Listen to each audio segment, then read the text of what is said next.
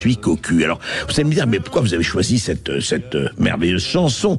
Parce que hier, sur LCI, Darius Rochba recevait ses stars habituelles, le général Yakovlev et Michel Goya.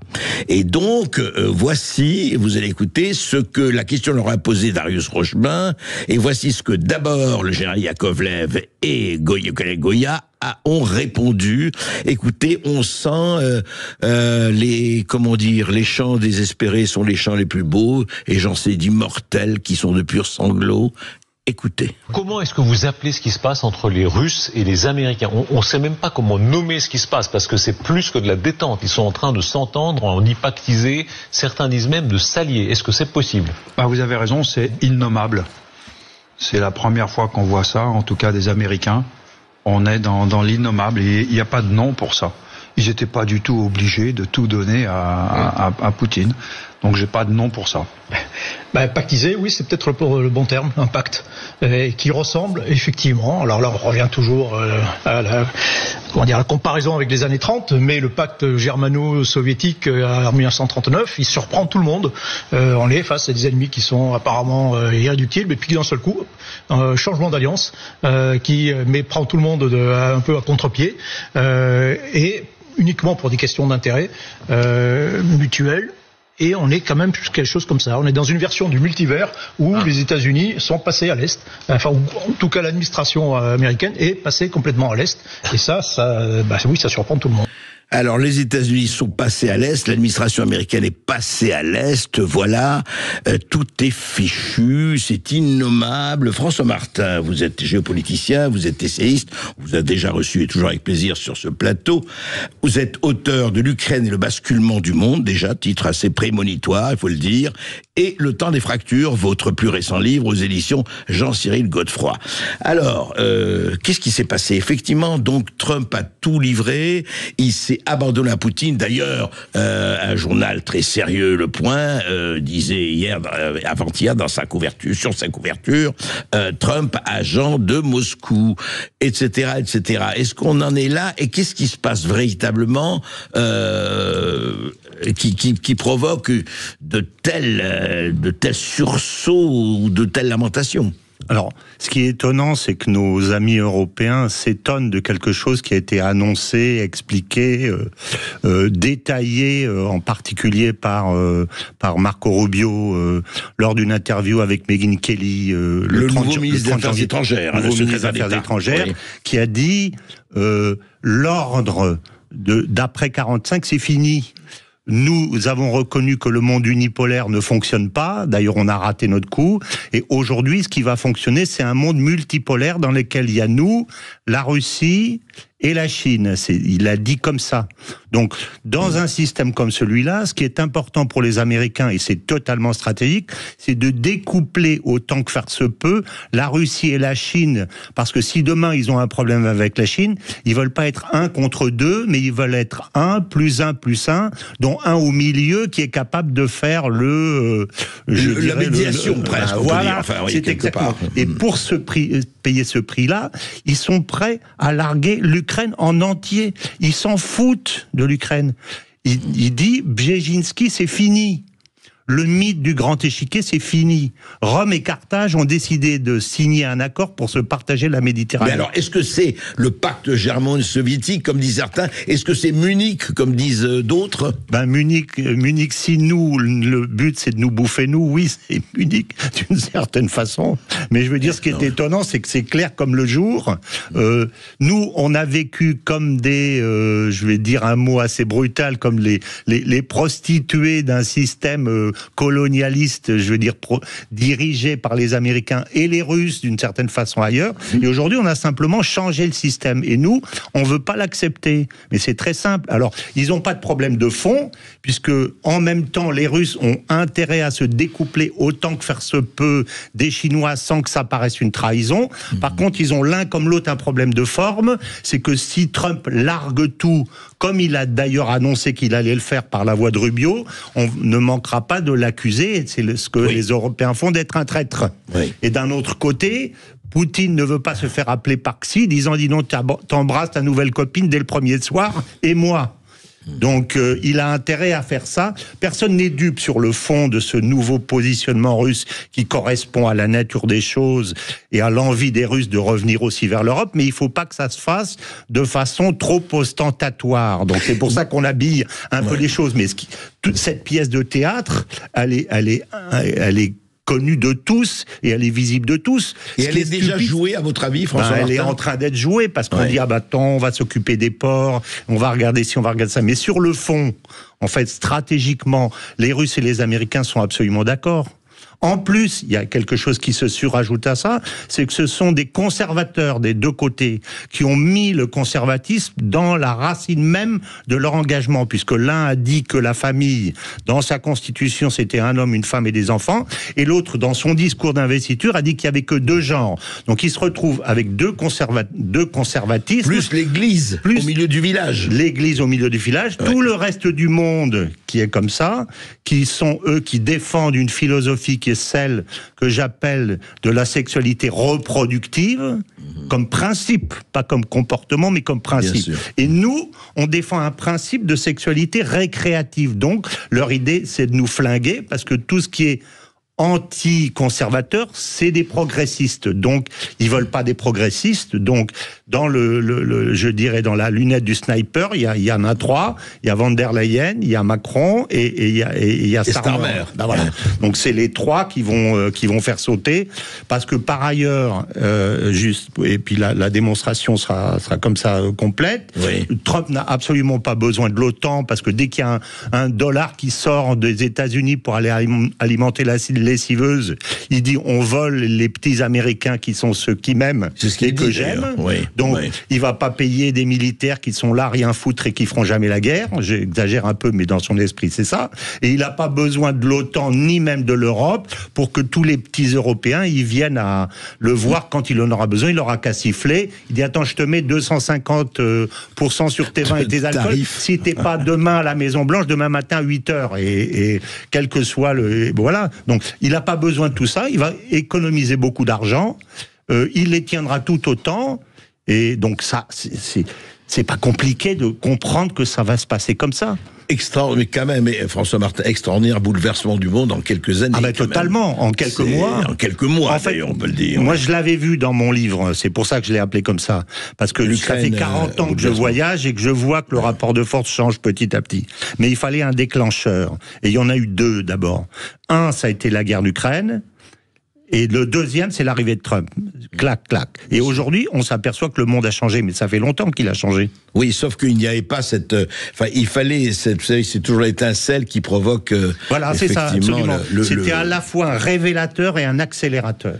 Et alors, quid de Zelensky ? Alors, Zelensky, il faut bien comprendre une chose, Zelensky.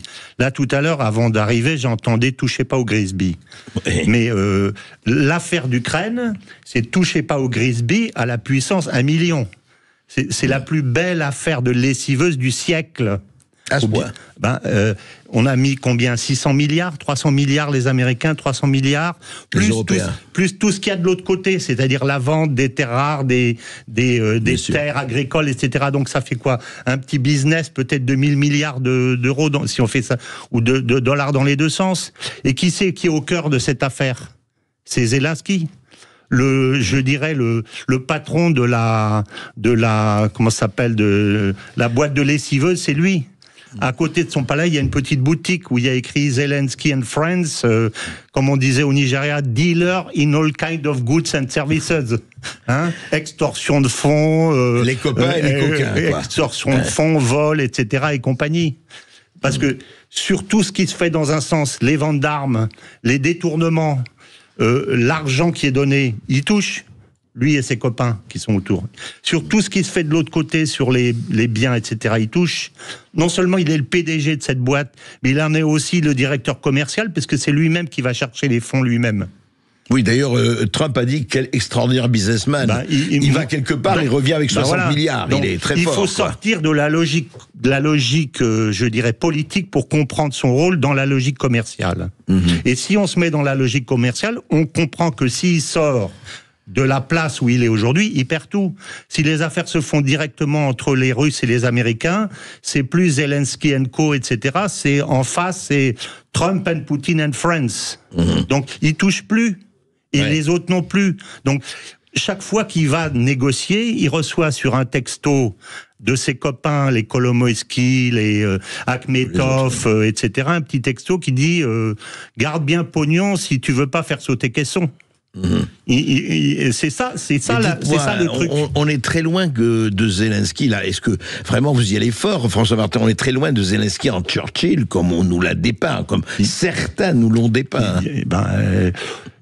C'est un fait acquis que l'Ukraine est le pays le plus corrompu au monde. Donc le patron du pays le plus corrompu au monde serait l'un des hommes les moins corrompus au monde, à qui on veut faire croire ça. Et donc pour les lendemains qui j'espère seront des lendemains de paix, en tout cas on le souhaite tous, y compris pour les Ukrainiens, parce que pas oublier, il y a eu 1 million de morts et de blessés, c'est qui est pour rien. Pour rien. C'est ça qui est terrifiant dans cette histoire aussi.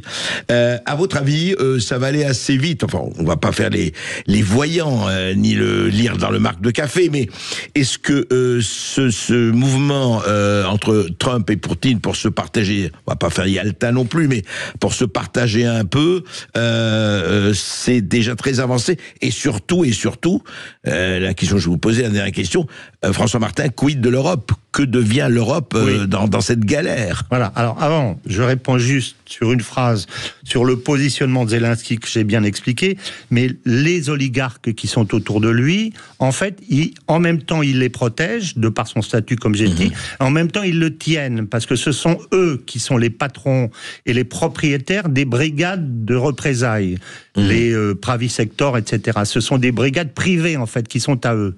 Donc, ils sont propriétaires des biens du Donbass. C'est pour ça que chaque fois qu'il a négocié quelque part, son premier prérequis... Sauf le Donbass est russe aujourd'hui. Aujourd'hui, c'est ça le problème, parce que tous ces oligarques, ils ont l'essentiel de leur pognon dans le Donbass. Donc, je suppose que comme ils se battent contre les Russes aujourd'hui, ils n'ont pas été négociés par derrière avec les Russes, ou peut-être l'ont-ils fait, la garantie de leur titre de propriété sur les biens qui vont être perdus. Et je pense que c'est une partie du problème. Parce que si les Russes leur avaient garanti ça, ils auraient lâché les Zelensky depuis longtemps. Bien sûr. Donc pour vous, la guerre peut continuer. On n'est pas à la veille de la résolution et de la paix. Je dirais que ça va dépendre en gros, de la façon dont on va réussir à convaincre les oligarques, parce que c'est l'autre acteur extrêmement important dans cette affaire dont personne ne parle. Mais en fait, c'est eux le problème. Alors François Martin, non mais c'est intéressant d'éclaircir là-dessus. Et dernière question, quid de l'Europe? Alors oui, quid de l'Europe? L'Europe dans cette affaire, je dirais. Je vais dire quelque chose. La grande rue de l'Europe, qui était la plus belle rue du monde, c'est devenu la rue des prostituées aujourd'hui. On peut dire ça comme ça, parce que ils ont vendu leur peuple en fait pour des prébendes, de l'argent, etc. En gros, c'est le pacte de Varsovie à l'envers. Donc, ils sont respectés par personne parce qu'ils n'ont pas voix au chapitre. Donc le jour où je dirais les Macs de partout vont se réunir à Riyad pour manger un bon couscous au restaurant des Sables pour se partager le monde, eux ils sont pas invités. Ah ben non. Donc ils seront peut-être au menu, ils seront peut-être parmi les plats. Donc ils sont furieux. Parce qu'ils sont pas invités. Alors, Starmer, lui, est furieux parce que il a un peu la position de Zelensky sur le plan politique. C'est-à-dire qu'à chaque fois qu'il y a une affaire de déstabilisation quelque part, il est quelque part le poisson pilote des Américains, où il se considère comme tel. Donc, il faut qu'il soit dans la combine. On l'a déjà vu avec Boris Johnson. Il faut qu'il soit dans la combine, sinon il n'existe plus. D'accord. Et nous, notre président, il veut être la reine du bal, je dirais. C'est pas le même problème. C'est un problème chez nous, c'est de la part d'Emmanuel Macron, c'est un problème de notoriété et un problème d'existence. Parce que sur le plan intérieur, il est tellement affaibli qu'à mon avis, il n'a plus d'existence. Donc il essaye d'exister d'une autre façon. Et s'il n'est pas en politique, quand on n'est pas dans le champ de la caméra, on n'existe pas. Et tous les autres, il y a quand même l'Allemagne, l'Italie, etc. Les autres, je dirais, ils regardent ce qui est en train de se passer. Aujourd'hui, ils sont tellement démonétisés par l'accélération du monde, comme on l'a dit, alors qu'ils auraient pu le prévoir. Parce que quand on est en politique, on prévoit. La politique, c'est gouverner, prévoir. c'est prévoir, disait un certain Mendes France. Tout à fait. Alors, ils savaient quand même, ils voyaient arriver Trump depuis des années. Est-ce qu'ils ont est-ce qu'ils ont créé des passerelles? Ils ont vu que Poutine allait gagner. On le voyait venir. Est-ce qu'ils ont fait des passerelles? Ils l'ont pas fait. Pourquoi? Parce que eux, il faut bien avoir ça aussi. Leur logiciel, c'est des logiciels de progressistes. Donc les conservateurs, pour eux, les leaders conservateurs comme Trump ou Poutine, à la limite, c'est des ennemis de l'humanité. Pour reprendre l'expression de Robespierre, c'est des ennemis de l'humanité. Donc on leur parle pas. Donc ils se sont eux-mêmes mis enfermés dans, je dirais, dans une bulle progressiste, alors que le monde est conservateur. Donc ils sont coincés. Oui. Ils sont coincés. Donc ils sont tellement mal, ils sont comme les poissons dans un bocal, ils tournent en rond, puis de temps en temps il y en a un qui saute, qui fait bloup bloup et qui retombe, mais ils n'ont plus de pouvoir aujourd'hui. Donc ils agitent pour essayer d'exister auprès de leur peuple. Ah ben dis donc, pour nous c'est extrêmement optimiste, hein, mon cher François Martin. C'est pessimiste tant qu'ils sont là. Le jour où ils sont plus là, c'est très optimiste. Merci François Martin, en tout cas, vous avez des éclaircissements, on verra, certains seront très d'accord avec vous, d'autres pas du tout, mais au moins vous avez le mérite de parler franc, je ne dirais pas de parler vrai, mais de parler franc, c'est déjà un grand mérite aujourd'hui dans ces temps d'enfumage et d'opacité. Merci.